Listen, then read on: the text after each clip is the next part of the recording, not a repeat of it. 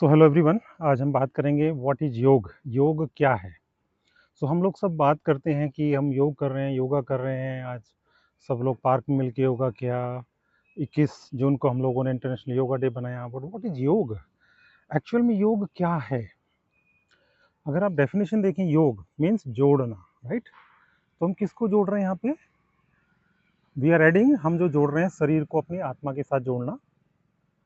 और ये इतना आसान नहीं है। It's not a day night job. So it's required lot of time, right? It's a journey from out to inside. बाहर से भीतर की जर्नी है, अपने शरीर को अपनी आत्मा से जोड़ने की जर्नी, जिसको हम बोलते हैं योग, राइट? सो ये तो है एक सिंपल डेफिनेशन योग की। अगर हम बात करते हैं कि योग की डेफिनेशन जो हम लोगों ने पढ़ी है पतंजलि योग सूत्र में, योगा चित्त वृत्ति निरोधया, दिस इज द डेफिनेशन। बहुत अच्छे एक सिंगल लाइन में डेफिनेशन दी है पतंजलि, महर्षि पतंजलि ने। तो योगा क्या है? चित्त। चित्त क्या है? बेसिकली चित्त अवर माइंड, हमारा बुद्धि, हमारा मन, हमारा अहंकार, क्रोध, घृणा, ईर्ष्या, द्वेष जो भी हमारे मन में है, वो सारी चीजें क्या है? चित्त हमारा। वृत्ति क्या है? वृत्ति मीन्स जो हमारे मन में उठने वाली लहरें हैं, दिस इज वृत्ति। जो हमारे मन में इतने विचार हमारे मन में आते हैं, इधर उधर के विचार आते हैं, इधर उधर का भटकाव आता है। हम पास्ट का भी सोचते हैं, फ्यूचर का भी सोचते हैं, बहुत बड़ी बड़ी प्लानिंग हम करते हैं। What is this? This is, ये सब लहरें हैं एक्चुअली। तो हम एक हम तालाब की बात करते हैं। जैसे एक तालाब है और उस तालाब के अंदर एक बहुत कीमती पत्थर है, और उस तालाब में अगर बहुत लहरें उथल पुथल हो रही हैं, लहरें ऊपर नीचे चल रही हैं, तो क्या वो पत्थर हम देख पाएंगे? कभी नहीं देख पाएंगे।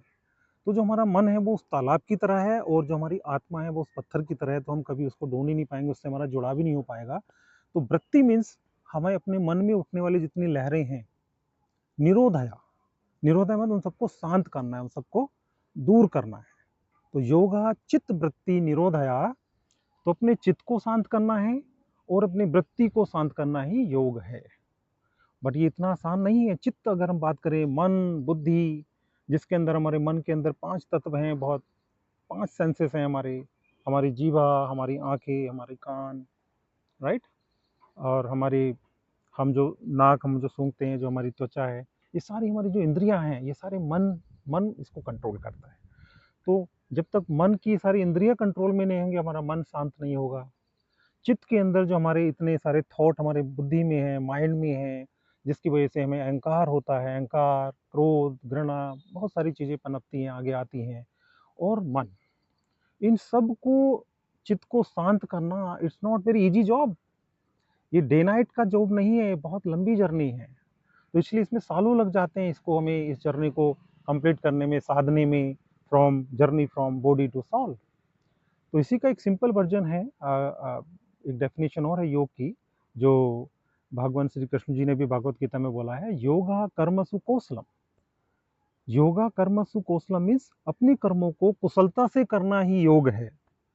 तो इसका मतलब ये हुआ कि जो भी हम काम कर रहे हैं, कोई भी आदमी जो काम करता है, अगर वो उसमें स्किल के साथ करता है, skill in actions, it become योग।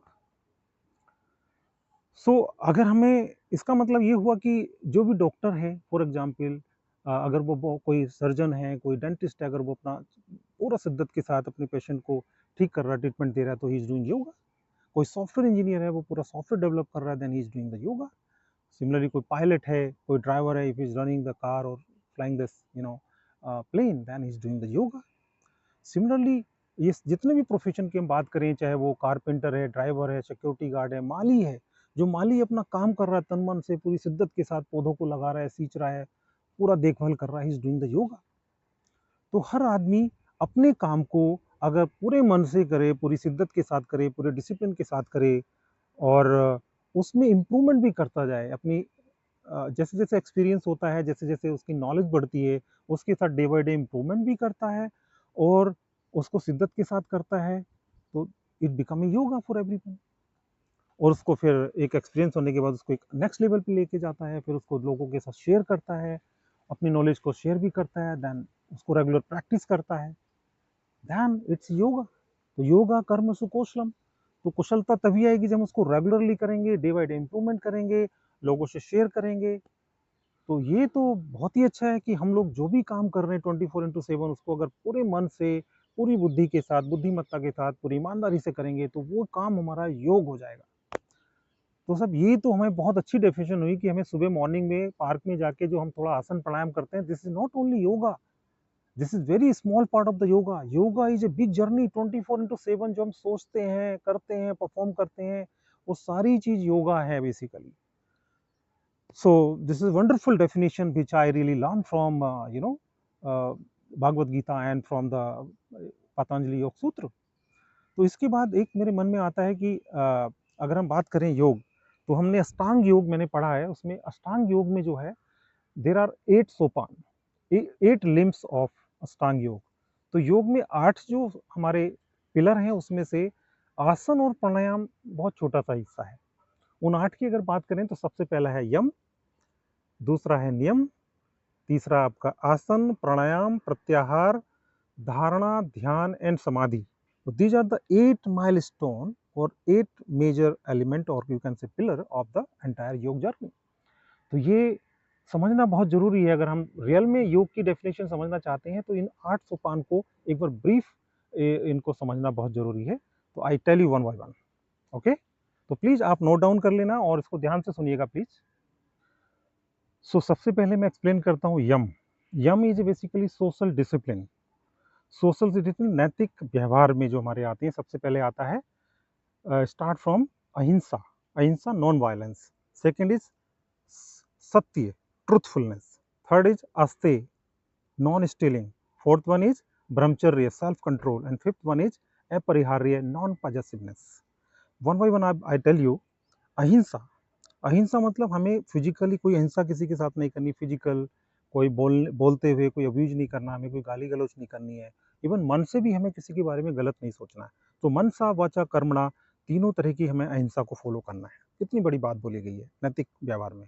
दूसरा आता है सत्य, हमें सत्य को, ट्रुथ को फॉलो करना है, बट सच्चाई को इस तरह से बोलना है कि कोई उस सच्चाई को से कोई हर्ट भी ना हो, उस तरीके से हमें उसको यूज करना है सच्चाई को, राइट। तीसरा आता है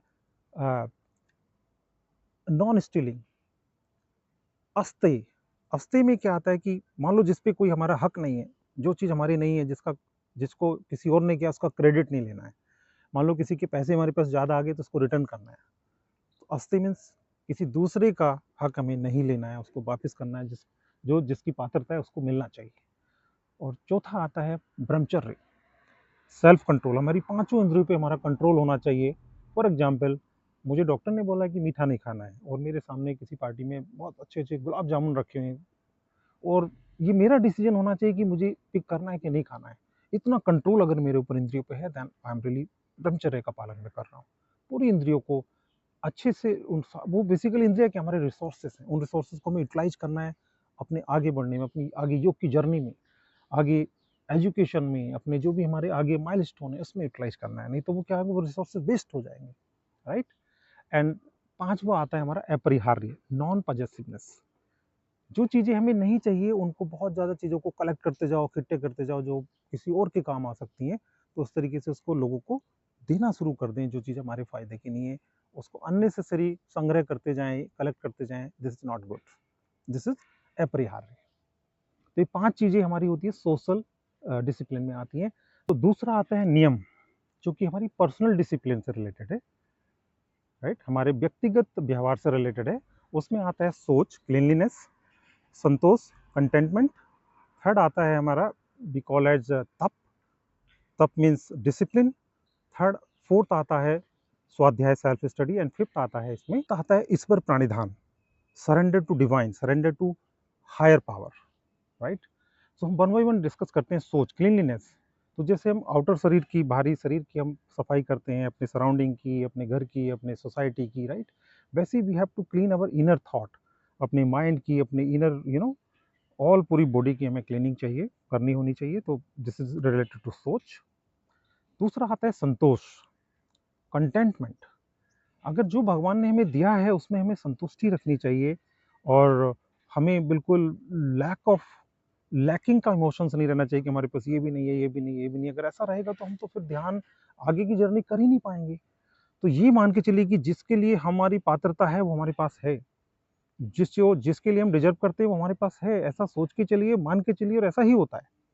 तो आपको हमेशा संतोष रखना है, right. This is second, and third one is तप। तप मीन्स डिसिप्लिन। तो जिस काम को करने के लिए हमें थोड़े से चैलेंजेस आएंगे, हमें आउट ऑफ द बॉक्स जाना पड़ेगा, हमें जो काम करने के लिए समय भी देना है, हमें अपने कंफर्ट से बाहर निकलना पड़ेगा, तो उसके लिए हमें डिसिप्लिन की जरूरत पड़ेगी। विदाउट डिसिप्लिन, कहते हैं ना कि अगर डिसिप्लिन नहीं है तो सब कुछ जीरो हो जाता है। तो यहाँ पे भी ऐसा ही, अगर हम डिसिप्लिन फॉलो नहीं करेंगे, जिसको तप कहा गया है। अगर एक स्टूडेंट है, एग्जाम उसके आ रहे हैं, अगर बोर्ड के एग्जाम आ रहे हैं और वो पूरे दिन सोता हुआ है, 10 से 12 घंटे सो रहा है, खाना पीना है, बाहर टाइम को अननेसेसरी वेस्ट कर रहा है, तो रिजल्ट आपको मालूम है क्या होगा। तो तब का मतलब, अगर बच्चा 16 17 घंटे 18 घंटे स्टडी कर रहा है, तो दिस इज तप, दिस इज डिसिप्लिन। एक प्लेयर है जिसको पता है कि मेरे को आगे नेशनल लेवल खेलना है, ओलंपिक खेलना है, वो डे नाइट 10 से 12 14 15 16 घंटे डेली प्रैक्टिस कर रहा है, सुबह 4 बजे उठ के। That is discipline for the तप फॉर द प्लेयर। तो जो तप है वो हमें करना होता है हमारे माइलस्टोन अचीव करने के लिए। This is the basically extreme, we have to give some time extreme to achieve the result. तो तप is very very important. Normal discipline, and sometime we need to go to beyond the limit also. And next आता है self study, स्वाध्याय। स्वाध्याय स्वाध्याय होता है कि हम लोग सिर्फ नॉट ओनली कि हम बुक पढ़ रहे हैं या अपनी क्लास अटेंड कर रहे हैं, हम लोग सुन रहे हैं, इसके अलावा हम श्रवण, पठन, मनन, विचार मंथन करना, जो हमने पढ़ा है उसको कैसे यूटिलाइज कर सकते हैं, उसको दूरदर्शिता के साथ उसको सोचना, उसके साथ हम कैसे आगे बढ़ेंगे, उसमें क्या रिस्क इन्वॉल्व है, जो हमारे माइलस्टोन है उसको अचीव करने के लिए व्हाट में be the risk involve, risk management. तो उसको सबको दूरदर्शिता के साथ, उसको विचार मंथन करते हुए, उसको कल्पना शक्ति को यूज करते हुए, विचार शक्ति को यूज करते हुए जब आप आगे बढ़ते हैं, that is called as self study, right. तो ये बहुत ही गहन विषय है, आगे हम लोग आगे डिस्कस करेंगे। एंड लास्ट होता है इसमें ईश्वर प्राणिधान, कि जब आपको सारी चीज़ें पता हैं, सारे नियम और यम और फॉलो कर रहे हैं आप, उसके बाद 100% दे रहे हैं आप, उसके बाद जो भी होगा वो आप ईश्वर के अधीन हो जाइए, अपने आप को सरेंडर कर दीजिए, सरेंडर टू द डिवाइन, कि जो भी होगा लेट्स ओके, सब अच्छा ही होगा, surrender to the god. This is fifth one. तो यम और नियम जो होते हैं, this is the foundation for basically हमारी जो जर्नी है, योग की, इसके बिना अगर हम लोग आसन प्राणायाम कर रहे हैं तो वो यूजफुल नहीं है, वो कभी भी, वो बहुत शॉर्ट टर्म में हमारे को फायदा करेंगे, लॉन्ग टर्म में कभी फायदा नहीं करेंगे। तो यम और नियम पे हमें 100% काम करना है, इसलिए हमें अपने बच्चों को भी यम और नियम पे गाइड करना है, अपनी पूरी फैमिली मेंबर्स को यम और नियम। इट इज नॉट ओनली कि this is journey not only for yoga, this is for this is basic requirement, this is essential to become a good human being, right? So yam niyam is the foundation for become a good human being even, and this is the foundation of योग journey. इसके बाद आता है third one is आसन। तो जो हम आसन करते हैं, बेसिकली अपनी बॉडी को, फिजिक को अच्छा रखने के लिए, अपने साधने के लिए बॉडी को आसन करते हैं। फोर्थ आता है प्राणायाम, जो हम सांसों को अपने साधते हैं, अपनी ब्रीदिंग एक्सरसाइज करते हैं, जिससे सांसों को कंट्रोल में करते हैं, this is fourth one. One is प्रत्याहार, द विड्रॉल ऑफ सेंसेस। हम अपनी पांचों इंद्रियों को अंदर क्यों लाते हैं, अपने बस में लाते हैं।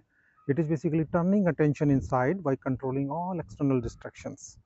और इसमें हमारा फोकस बढ़ता है और मेंटल स्टेबिलिटी बढ़ती है, और धीरे धीरे हमारा ध्यान जो है, किसी भी बिंदु पे हम अपने मन पे, अपने माथे के सेंटर में कहीं पे ध्यान लगाते हैं और उसको अपने अंदर की ओर इंद्रियों को लाते हैं, अंतर्मुखी होने की कोशिश करते हैं। दिस इज धारणा। इसके बाद आता है मेडिटेशन। तो जब हम धारणा को कंसंट्रेशन कंटिन्यूस वे में करते हैं, uninterrupted flow of concentration, it become a situation of meditation. तो मेडिटेशन जब हम करते हैं तो उसमें इफर्ट्स नहीं लगते हैं, उसमें फिर हमें लगता है कि इफर्टलेस हो जाती हैं चीज़ें, और एक कहा जाता है कि हम मेडिटेशन करते नहीं, मेडिटेशन अपने आप होता है, ऑटोमेटिकली हम उस स्टेज में पहुंच जाते हैं जहाँ पे हमें इफर्ट्स लगाने की जरूरत नहीं पड़ती है, जो हम बोलते हैं अकिंचन, अचाह एंड अप्रयत्न। तो उस स्टेज में जो जो ध्यान लगा रहा है वो बोलता है कि अकिंचन, मैं कुछ नहीं हूँ, I am nothing, I am only a soul. वो अकिंचन है, वो अपनी सारी चीज़ों को भूल जाता है, मैं कितने लेवल्स हैं वो सारे लेवल्स को भूल जाता है। अचाह, उसकी कोई इच्छा नहीं रहती, कोई डिजायर नहीं रहती है। और अप्रयत्न में मतलब उसको कोई प्रयत्न नहीं करना पड़ रहा है मेडिटेट करने के लिए, राइट। तो इसमें वो एक डीप अवेयरनेस की और पीसफुल स्टेज में पहुंच जाता है। और लास्ट 8 इज समाधि। समाधि basically it's a state of enlightenment, it is a highest basically the state of consciousness, जहाँ पर meditator and object become one. तो जो ध्यान करने वाला और उसका जो पर्पज है वो एक हो जाता है। It is a situation of समाधि। तो ये बेसिकली हम जर्नीज की बात कर रहे थे, यम नियम आसन प्राणायाम प्रत्याहार धारणा ध्यान एंड समाधि। These are the 8 step 8 milestone of yoga journey, right. So ये it's a very long journey जिसमें हमें बहुत मेहनत करनी पड़ती है अपने मन को अंतर्मुखी करने के लिए, अपने इंद्रियों को बस में करने के लिए, और सबसे इम्पोर्टेंट है यम और नियम पे काम करना। एक जो सोशल डिसिप्लिन और पर्सनल डिसिप्लिन पे हमें बहुत अच्छे से काम करना पड़ता है, जो कि एक नींव है हमारे एक अच्छे व्यक्तित्व की, एक अच्छे ह्यूमन बीइंग की, जो कि योग जर्नी में हमें हेल्प करता है। अगर हम यम और नियम पे काम कर लेते हैं तो हमारा 50% काम डन हो जाता है, राइट। सो इस पे हम काम करें, अपनी आने वाली जनरेशन को इस पे उनको हम लोग इंस्पायर करें, उनको गाइड करें कि यम और नियम कितना इंपॉर्टेंट है हमें आगे बढ़ने के लिए।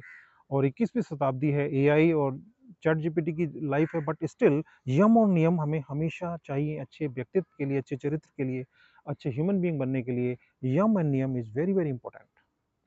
सो आज हमने योग को समझा, ओवरऑल योग की डेफिनेशन को समझा शॉर्ट में और डिटेल में, एज पर पतंजलि योग सूत्र के हिसाब से हमने पूरा अष्टांग योग के जो 8 स्टेप्स हैं वो पूरा हमने यहाँ पे डिस्कस किया। तो आई थिंक ये बहुत सेशन आपके लिए अच्छा रहा होगा और आपने बहुत डिटेल में समझा होगा। तो अपने अपने फीडबैक जरूर इस वीडियो के बाद दीजिए, और ऐसी वीडियो देखने के लिए हमारे चैनल को सब्सक्राइब कर लें।